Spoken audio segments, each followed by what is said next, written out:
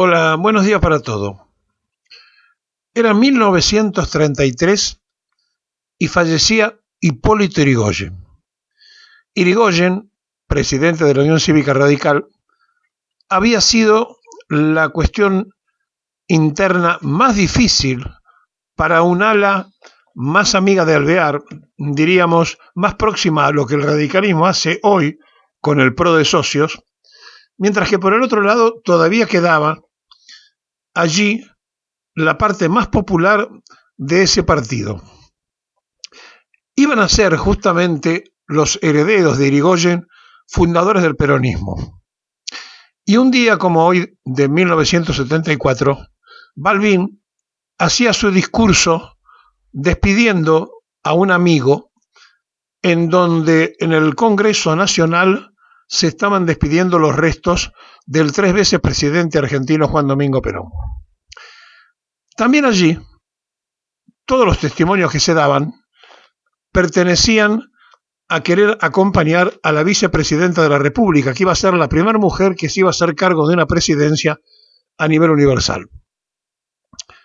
Las promesas, las ideas, las luchas no siempre logran el objetivo que uno imagina en el momento en que se produce la parte culminante.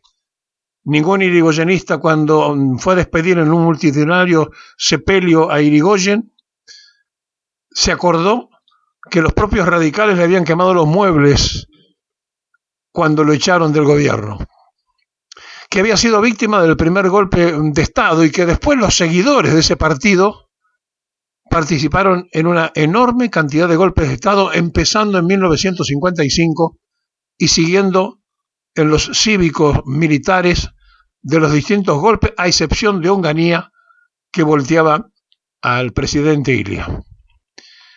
Por eso, la memoria, el archivo, la historia, son cosas que muchas veces van en contra de la realidad y de los que deben continuar imaginariamente los caminos de fundadores.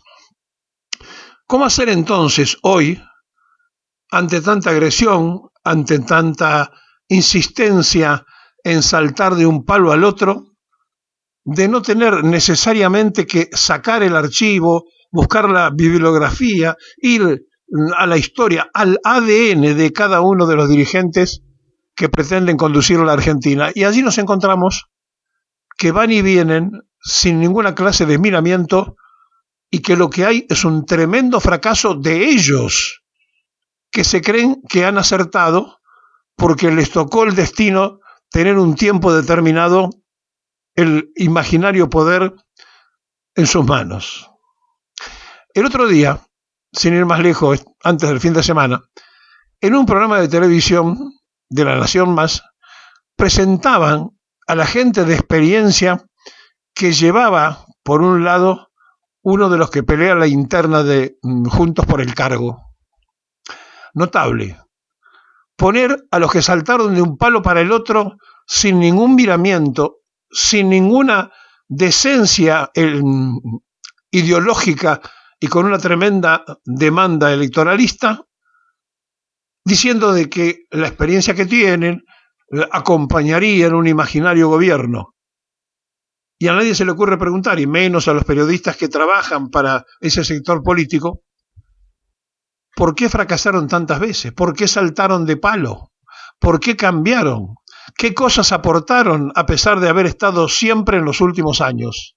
Sí, en los últimos 40 años estuvieron siempre. Se repitieron, y cuando la gente salió y dijo que se vayan todos y no quede uno solo, se reciclaron, y la sociedad, cuando va a votar, termina optando y no eligiendo. Entonces, aquel discurso de Balbín se contraponía con él mismo, porque fue el mismo Ricardo Balbín que anunció en el Consejo Deliberante de Vicente López que todo incurable tenía 5 minutos antes de la muerte cura, anunciando el golpe de Estado contra María Estela Martínez de Perón. Entonces, ¿de qué servían las promesas frente al ilustre yaciente cuerpo de Perón del líder radical si después él iba a estar anunciando el golpe de Estado prácticamente días antes, horas antes, en el Consejo Deliberante de Vicente López. ¿De qué servía la multitud radical que fue a despedir los restos de Hipólito Yrigoyen si después hicieron alianza con lo más rancio del conservadorismo, armaron la concordancia, estuvieron en la Semana Trágica, en la Patagonia Rebelde, en la fusiladora, en los bombardeos, en los ataques en el inicio del terrorismo con bombas en el subterráneo, etcétera, etcétera, etcétera? ¿De qué sirve ese ADN que era distinto, que era más puro, que llenaba de ilusiones y de promesas a un pueblo? Es muy difícil sostener por qué nos va como nos va. Pero si uno va a la bibliografía, al archivo, a la historia, a lo que uno puede indagar, se va a dar cuenta que mucho tiene que ver con esto. Prometer cualquier cosa y cumplir casi ninguna. Por eso Perón sigue siendo invencible, porque planificó primero, cumplió después, y todo lo que Perón magníficamente realizó en sus 120.000 obras públicas pertenecían al Plan Quinquenal 1, al primer Plan Quinquenal, al Plan Quinquenal 2, segundo Plan Quinquenal, al Plan Trienal en la tercera presidencia.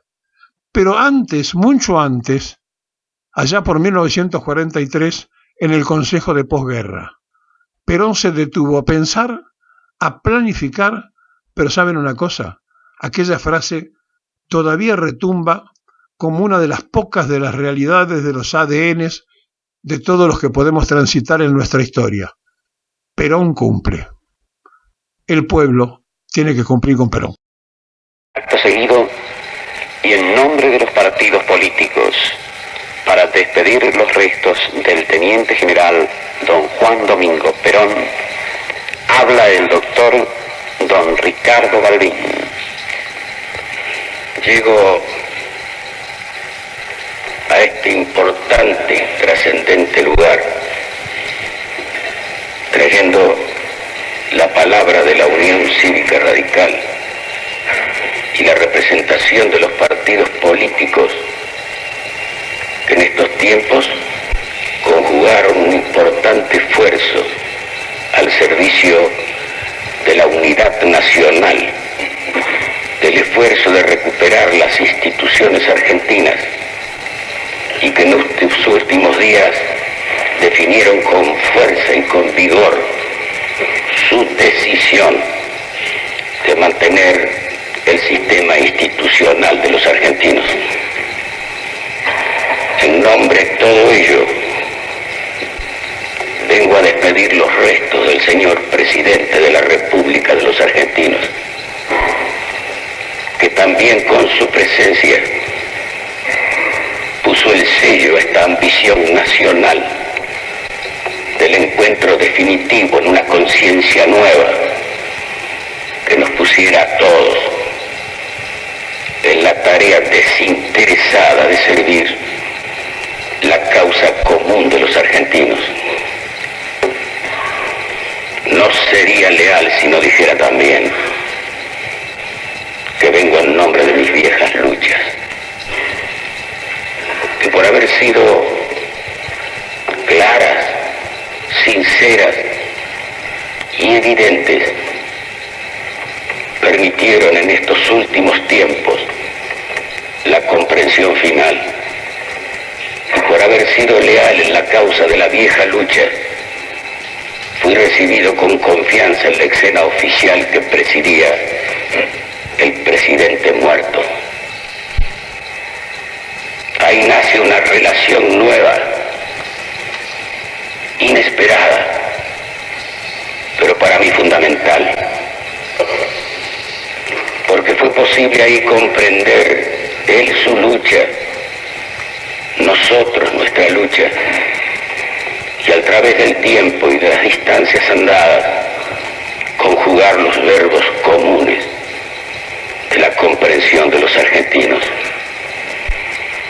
Pero guardé yo en lo íntimo de mi ser un secreto que tengo la obligación de exhibirlo frente al muerto. Es ese diálogo amable que me honró, me permitió saber que él sabía que venía a morir a la Argentina. Y antes de hacerlo me dijo: quiero dejar por sobre todo el pasado este nuevo símbolo integral, de decir definitivamente para los tiempos que vienen que quedaron atrás las divergencias para comprender el mensaje nuevo de la paz de los argentinos, del encuentro en las realizaciones, de la convivencia en la discrepancia útil, pero todos enarbolando con fuerza y con vigor el sentido profundo de una Argentina postergada.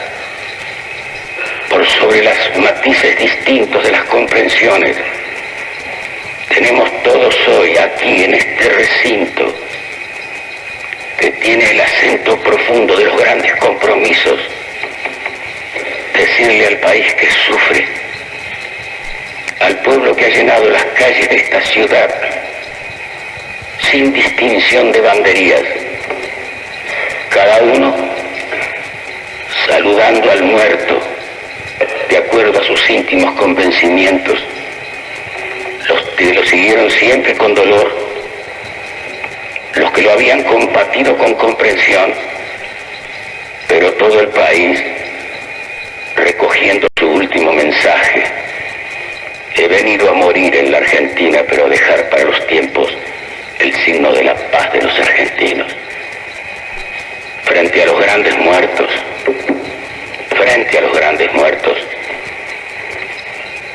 tenemos que olvidar todo lo que fue el error, todo cuanto en otras épocas pudo ponernos en las divergencias y en las distancias. Pero cuando están los argentinos frente a un muerto ilustre, tiene que estar alejada la hipocresía y la especulación para decir en profundidad lo que sentimos y lo que queremos. Los grandes muertos dejan siempre el mensaje. Y habrán de disculparme que en esta instancia de la historia de los argentinos,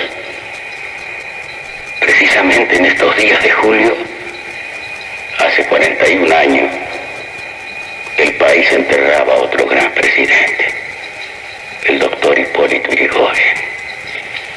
Lo acompañó su pueblo con fuerza y con vigor, pero las importantes divergencias de entonces colocaron al país en largas y tremendas discrepancias.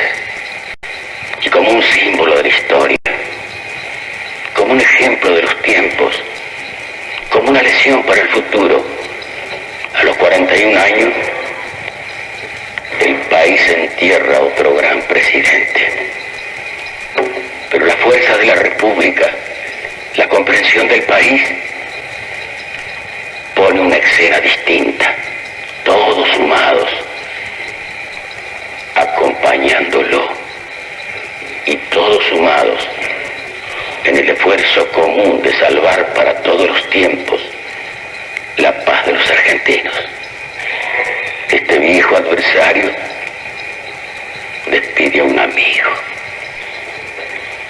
Y ahora, frente a los compromisos que tienen que contraerse para el futuro, porque quería el futuro, porque vino a morir para el futuro, yo le digo, señora